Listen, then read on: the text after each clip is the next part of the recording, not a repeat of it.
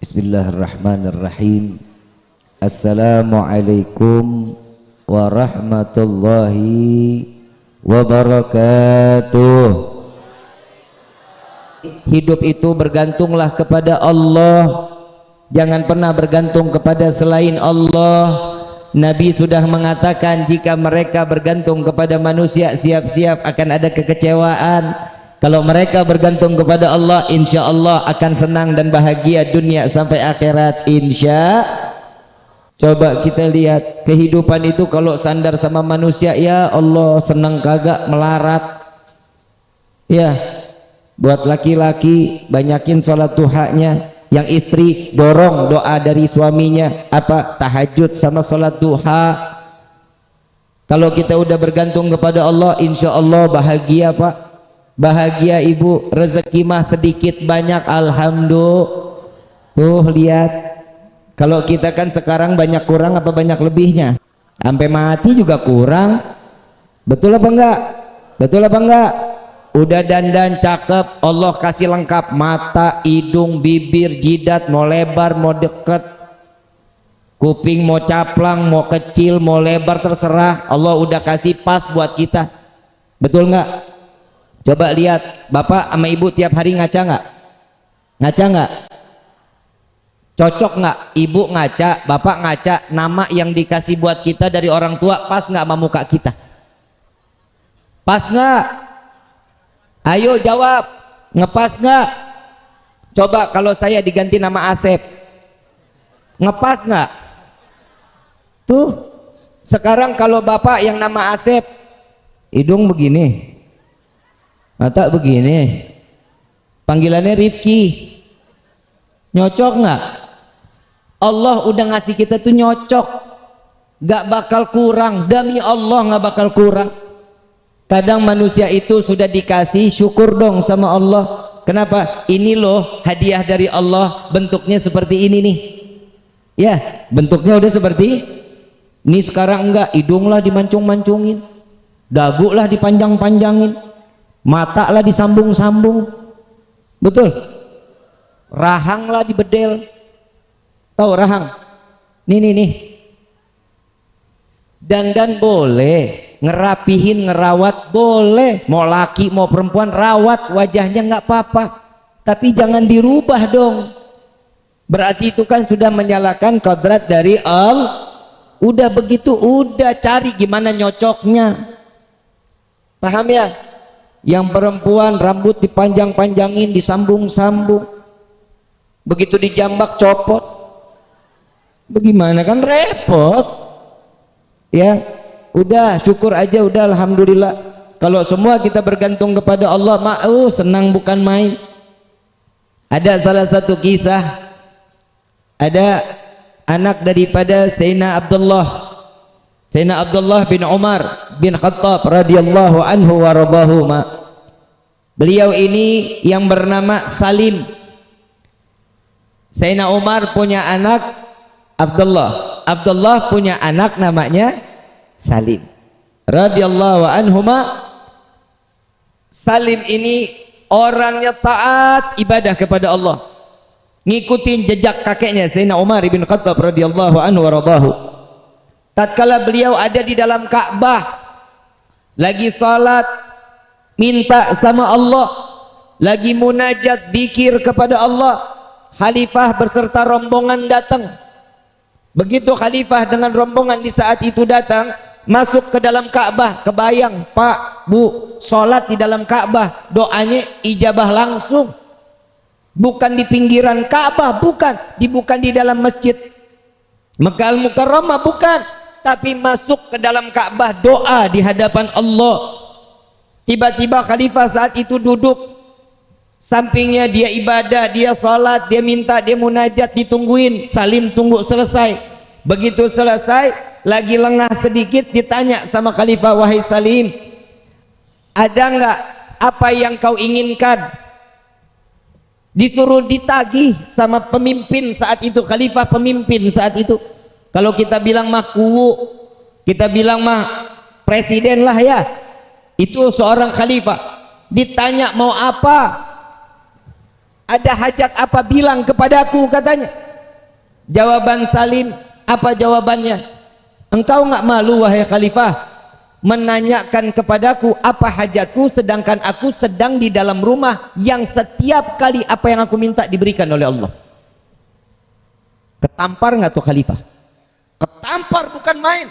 Lah, minta seorang manusia ngasih sesuatu, nagih, dikasih, ditawarin, ditolak, sedangkan ini ada di dalam rumahnya Allah. Khalifah sadar, oh memang nggak pantas karena saya ngasihnya ada di dalam Ka'bah. Ya udah, tunggu Salim sampai keluar Ka'bah. Begitu Salim keluar Ka'bah, dikejar sama khalifah. Wahai Salim, minta kepada kami, apa hajatmu? Minta kepadaku, katanya. Ditanya lagi Mas Salim, ini urusan dunia, urusan akhirat. Urusan dunia dong, kalau akhirat mah saya nggak mungkin, katanya. Oh urusan dunia, maaf, urusan dunia aku minta kepada yang memiliki dunia, aku nggak pernah minta urusan dunia kepada yang pemilik dunia. Apalagi aku meminta kepadamu, makhluk hamba yang tidak memiliki dunia. Simak baik-baik pertanyaan ini. Paham ya? Kalau dia Salim tidak pernah meminta kepada Allah urusan dunia, bagaimana seorang Salim meminta urusan dunia kepada hamba yang bukan memiliki dunia? Dari kisah ini ambil kesimpulan, Salim tidak pernah meminta selain kepada Allah. Yang pantas untuk memberikan pertolongan hanya, maka setiap manusia jika bersandar kepada Allah, jaminan di dalam kehidupannya dunia wal Rabbana atina fid dunya hasanah wa fil akhirati wa qina adzab. Tuh Nabi juga udah ngajarin doanya. Semua kan tergantung bagaimana kita. Coba model kayak kita, Pak Kuwu datang mau hajat apa, dana desa udah turun apa belum? Soklah bagi dua, bagi dua, bagi dua. Salim mah kagak. Coba urusan dunia dia nggak pernah minta sama Allah. Coba kalau kita urusan dunia minta akhirat, pernah kita minta sama Allah? Woi, pernah minta urusan akhirat sama Allah? Kapan? Kapan? Kalau lagi sakit. Betul? Padahal Allah udah kasih tanda lewat Nabi Muhammad SAW. Setiap manusia jika bergantung kepada Allah, kematiannya pun aman. Kenapa? Udah dikasih tanda-tanda sama Allah lewat Nabi Muhammad. Gigi copot, tanda mati. Oi, yang ngompong. Gigi copot, tanda mati. Yang kedua, kulit ditarik, lama baliknya. Apa namanya tuh? Keriput. Peot. Kempot, iyalah begitu. Itu tanda mati. Mulut nggak ada rasa, pahit. Bukan corona, bukan. Tanda mati. Pernah mulut pahit? Pernah ngerasain nggak enak mulutnya? Tanda mati. Hahaha hehe. Orang dikawarin dikasih tahu tanda mati di sini mah pada senang, orang Garajati mah emang ahli sorga. Tapi bohong.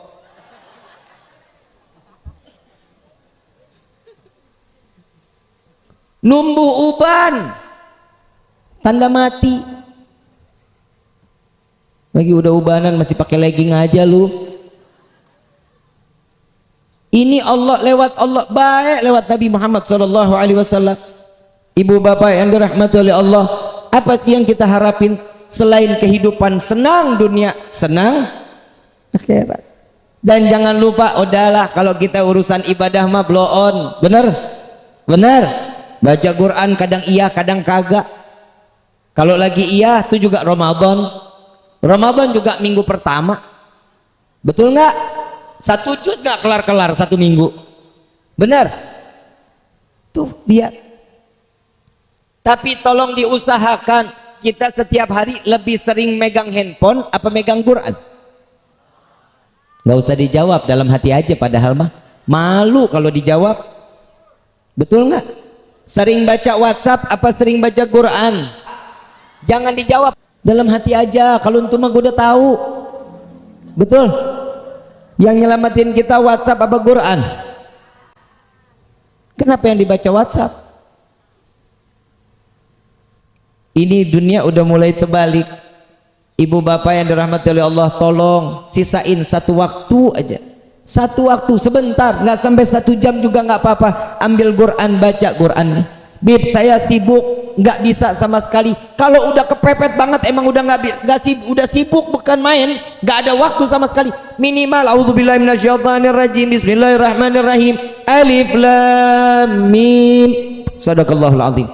Gak apa-apa, yang penting tahu bahwa kita ini seorang hamba, tugasnya cuma ibadah.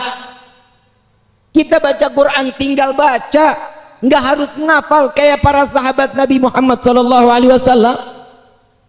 Ini nih masalah di dalam hidup kita, makanya rumah tangga kita tuh ancur-ancuran, rezeki kita kadang datang kadang kagak. Kenapa? Karena kita sudah lupa sama Allah, seakan-akan kita nggak butuh sandaran lagi kepada Allah. Ibu bapak yang dirahmati oleh Allah, 1 tambah 1 tetap hasilnya 2. Betul?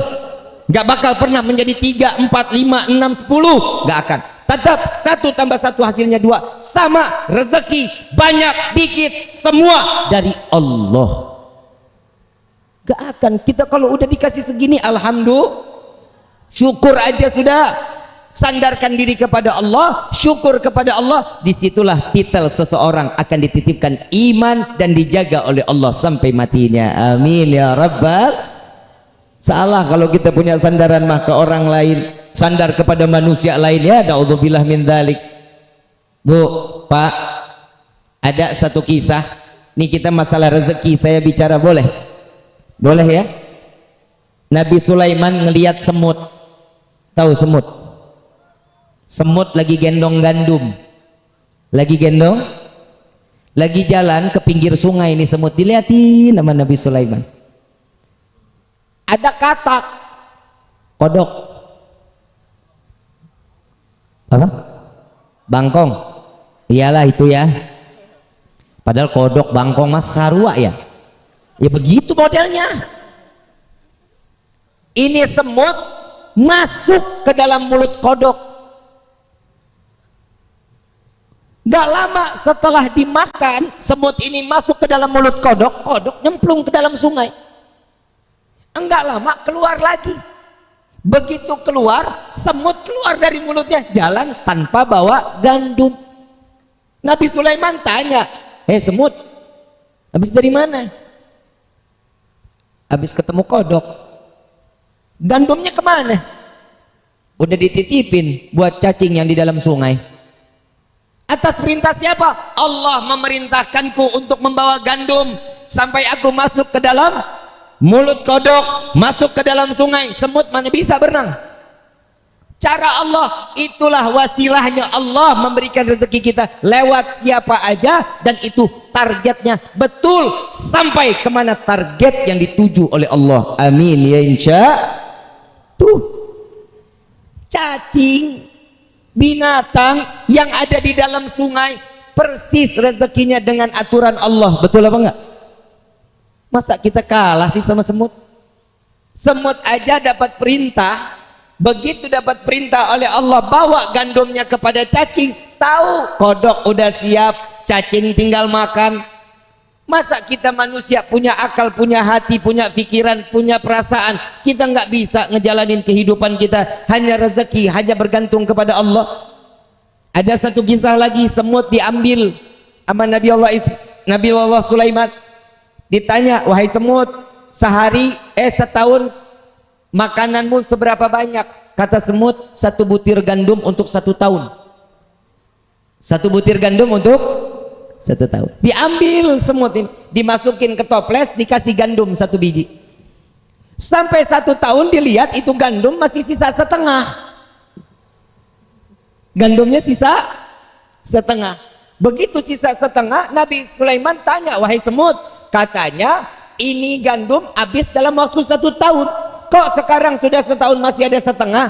wahai Nabi Allah Sulaiman, jika aku di luar dari toples ini, pergantunganku kepada Allah, Allah memberikan rezekiku kepadaku banyak, tidak akan pernah terhingga.